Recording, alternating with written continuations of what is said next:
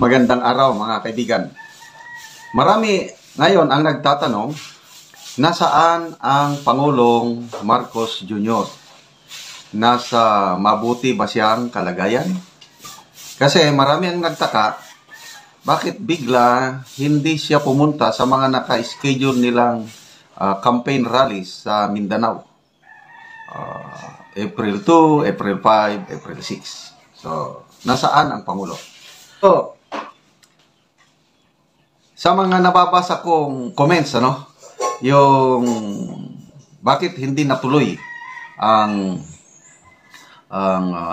campaign rallies ng alyansa sa Cotabato, Jensan, Kidapawan,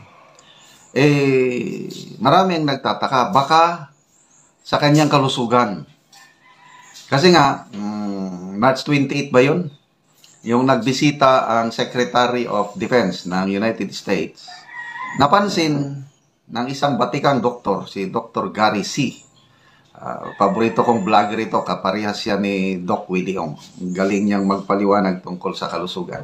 Napansin ni Doc Gary C. na namamaga ang mukha ng Pangulo, discoloration of skin, hinihingal, magsalita, mga ganun siya, short of breath, teary eyes, then bad signs of health, sabi ni Doc Gary C.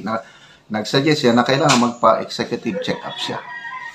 So, tapos may lumutang na balita na allegedly, di umano, bali-balita lang ito, unfounded na sinugod daw siya sa ospital.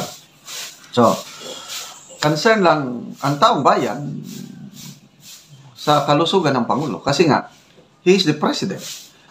Kaya itong si Attorney Raul Lambano, may post siya 2 days ago ata na speaking about the health of the president. It's a serious public concern ang kalusugan ng Pangulo. Kumusta ng kalusugan? Pwede bang malaman ng taong bayan ang kanyang kalagayan para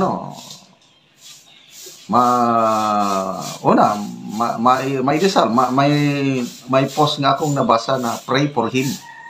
At content, nag-vlog ako kahapon na panawagan para idalangin ang kalusugan ng Pangulo.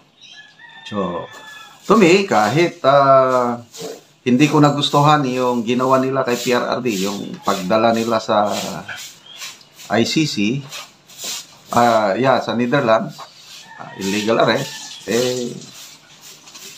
pinagdarasal ko pa rin siya. Dahil kapwa ko siya tao. Kaya importanteng malaman ng taong bayan sana ano na talaga ang kalagayan sa inyang kalusugan. I wish him well. Sana maging maayos kung ano man ang So, ito. Ang dami ng mga topics o content ngayon, usap-usapan sa social media, bakit hindi itinuloy ang campaign rally sa Mindanao. Dalawa, yung haka-haka, natakot. Sandali, mag-inom lang tayo. Natakot sila sa gagawin ng taga Mindanao. Sana, yun lang ang rason. Kasi nagpaliwanag si Governor Tamayo ng South Cotabato na sobrang busy daw ang Pangulo at ang alyansa sa sobrang busy. So anong klaseng ka-busy? Tapos may nabasa akong comments sa Osamis City, nandun pala sina Senator Soto. I don't know kung sino mga kasamahan niya. So ibig sabihin nung April 5, 6, ganon, nagkanya-kanyang lakad ang mga So nakaka-baffle, yung April 5, Jensan, teritoryo ni Pacquiao yan. Bakit? Dahil teritoryo ni Pacquiao, bakit hindi nila ituloy kung teritoryo ni Pacquiao? Kaya lang, marami akong nababasang comments na ang mga taga-Jensan ayaw na kay Pacquiao. So, tingnan natin kung ang tanong is, kailan nila i-schedule, mag-i-schedule pa ba sila ng alyansa campaign rally sa Mindanao?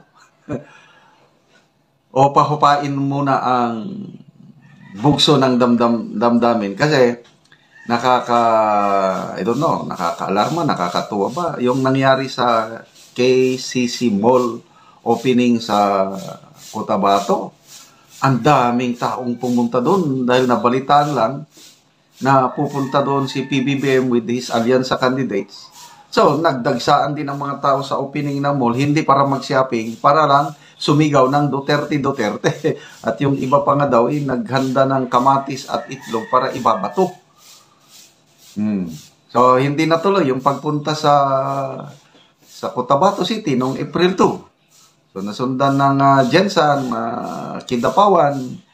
So, ang abangan natin is once and for all, babalik pa ba sila sa Mindanao na mag-rally?